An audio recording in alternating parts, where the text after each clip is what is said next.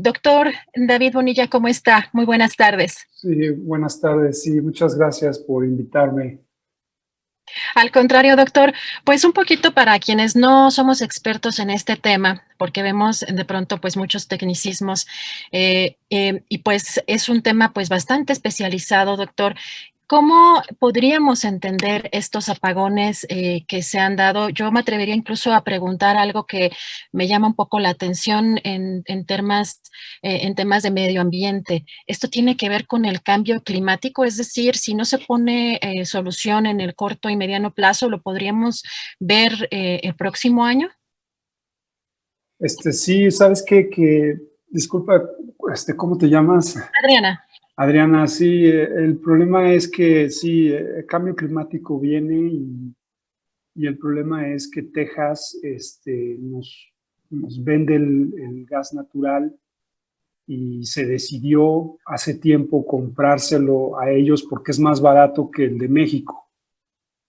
Ese es el problema, pero sí, el riesgo que tenemos es que estamos importando mínimo 70% del gas natural de Texas. Ese es el problema. Claro que ahí es la venganza de la geografía, ¿no? Porque estamos a un lado y es mucho más barato. Y pues es la consecuencia de que no hemos invertido en nuestra propia industria del gas, porque en México hay mucho gas, pero no hemos invertido en las últimas décadas, ¿no? O sea, se dejó Pemex y no ha habido inversión. O sea, Pemex está sobreendeudada con 110,000 millones de dólares y se fue endeudando paulatinamente y ahora tenemos el problema de que invertimos muchísimo dinero en gasoductos nuevos, o sea, está un gasoducto que va a traer gas de Texas a México, que es relativamente nuevo, de 4,600 millones de dólares, pero tenemos el riesgo de que Texas necesita ese gas para ellos, para sus propios problemas, y ahí está la situación. O sea, México tiene que tener autosuficiencia, pero eso no lo vas a hacer en 2 días. Claro. O sea, es construir, explotar reservas de gas natural va a tomar tiempo, dinero y esfuerzo.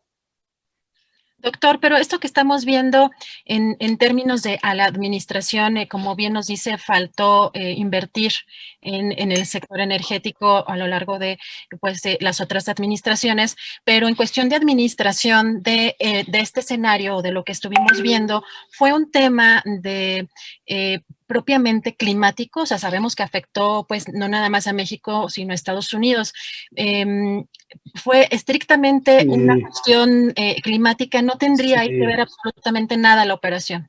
No, este es climático, claro. Incluso las turbinas eólicas se congelaron. Claro. Las refinerías están paradas en Texas. Ahí está otro problema, porque también nos están exportando gasolina, ¿no? Doctor, hay esto que solucionaron en muchos días y que hoy creo que el presidente hizo hincapié junto con los funcionarios de la Comisión Federal de Electricidad en que fue una hazaña en pocas horas el haber tomado diferentes alternativas para generar pues esta electricidad.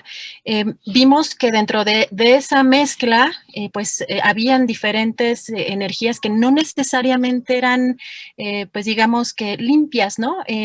Esto que está pasando y que solucionaron en lo que parece que fue poco tiempo para la magnitud del problema, al no ser justamente en su totalidad energías limpias, ¿estaríamos incumpliendo con el Acuerdo de París?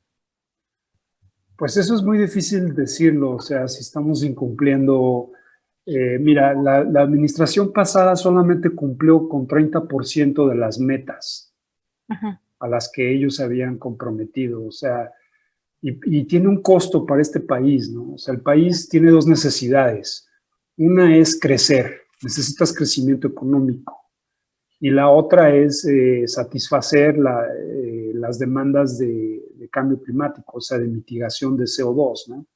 Entonces, a la larga, lo que el país necesita es implementar, es tratar de potenciar las plantas hidroeléctricas, que son de CFE, que son baratas, o sea, la operación de una planta hidroeléctrica es muy barata, es baratísima, puede competir con las otras renovables y te puede dar electricidad en grandes cantidades, lo que las renovables de generación distribuida no te pueden dar. O sea, no te pueden dar esos montos y con esa continuidad, ¿no? Entonces, la estrategia tendría que irse por ahí y tratar de... Es que el país está limitado tecnológicamente. Tú no lo puedes transformar en 2 días. Tú no puedes sacar el combustoleo tan fácilmente, ¿no? Doctor, Pero, podría decirse, doctor, que estas últimas 2 reformas energéticas, la de Felipe Calderón y la de Enrique Peña Nieto, nos pusieron más lejos de esta autosuficiencia que se requiere para evitar lo que pasó el día de hoy. Sí, yo diría que parte del problema es, mira, el gas natural es más limpio que el combustoleo. Claro. ¿No? Pero te da menos CO2 y tiene mucho menos contaminantes. Pero incluso el gas natural, que es la mayoría del insumo para generar electricidad en este país, te contamina, ¿no? Y lo que ha causado que, pues sí, tenemos muchas plantas de ciclo combinado que son muy eficientes y tienen un costo de operación también muy bajo, o sea, es bienvenido tener gas natural, pero sin embargo el problema es que el gas natural es importado y está evaluado, como tú sabrás, en dólares. Entonces tú puedes tener, imagínate si mañana tienes una devaluación de 50%, pues tus importaciones crecen muchísimo, ¿no? O que tienes el problema de cambio climático, que el precio ha subido en 5,000%, el precio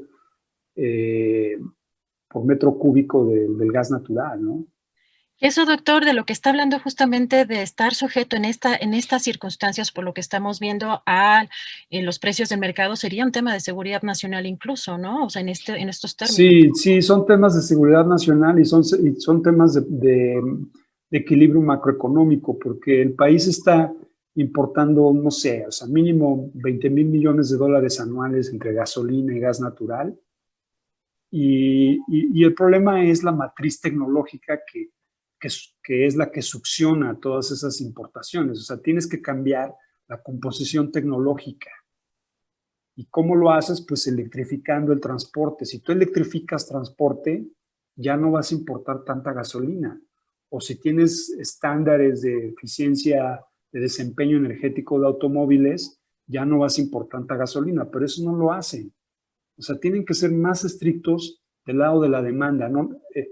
Se concentran mucho en oferta, pero hay que concentrarse también en la demanda, ¿no? O sea, los automóviles van vacíos, tú ves muchas camionetas semivacías.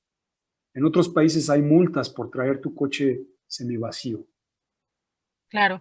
Doctor, con esta reforma que propone el presidente López Obrador, estaríamos pensando en cuánto tiempo podríamos, en cuántos años o en cuántos sexenios podríamos tener una autosuficiencia en este tema, tomando también en cuenta que, por ejemplo, estaba leyendo que en el sexenio de Enrique Peña Nieto se construyeron más de, creo que son 5,000 kilómetros casi 5,000 kilómetros de gasoductos, ¿no? Apostándole justamente a esto que comenta la importación del gas. ¿En cuánto tiempo podríamos tener un cambio de dirección en este sentido? Pero es que depende del energético. Depende del energético. En gasolina estás hablando de décadas. O sea, nosotros hemos hecho cálculos que electrificar, por ejemplo, el sistema de transporte nos va a llevar décadas y aún así, si tuviéramos metas muy altas para ventas de automóviles anualmente, vamos a seguir necesitando gasolina de aquí al 2050. Ahora, Dos Bocas nos va a ayudar a disminuir las importaciones de gasolina, ¿no? Y vas a dar empleo a muchas regiones o a ciertas regiones de México, que eso yo lo veo bien. Ujú. La cuestión es de que salirte de la gasolina no lo vas a hacer en 2 días. Entonces tú necesitas estar produciendo gasolina, por un lado, ¿no? Porque Claro. si no se va a paralizar la economía. Si tú no tienes energéticos, se te dispara la inflación. O sea, si tú no tienes suficientes energéticos, la cadena de producción se te va a encarecer. Entonces tú tienes que asegurar tener abasto suficiente de energéticos para el equilibrio macroeconómico, en primer lugar. Eh, pero tú no vas a lograr salirte de la gasolina en 2 días, porque ese es un problema de mercado, del tamaño del mercado, de los ingresos del hogar, que ahora está deprimido, y mucha gente no puede reemplazar su coche, ¿no? Sustituir su coche por uno eléctrico. Eso por un lado. Luego el sector público de transporte pues tiene que ser eléctrico, pero eso también va muy lento, aunque en la Ciudad de México hay mucho transporte público eléctrico, necesitas electrificar toda tu red y eso tarda. Y sin embargo, doctor, ¿usted considera que en las políticas del presidente sí estaba encaminado a transitar, aunque con el respectivo tiempo que nos comenta, hacia energías limpias o todavía no podemos apreciar eso? Mira, energías limpias sí tenemos. O sea, CFE tiene muchísimas hidroeléctricas. Ujú. Energías limpias las tenemos, ¿no? Incluso la nuclear, entre comillas, podría clasificarse como semilimpia, ¿no? El problema es los desechos nucleares, pero bueno, tenemos hidroeléctricas que son del interés nacional.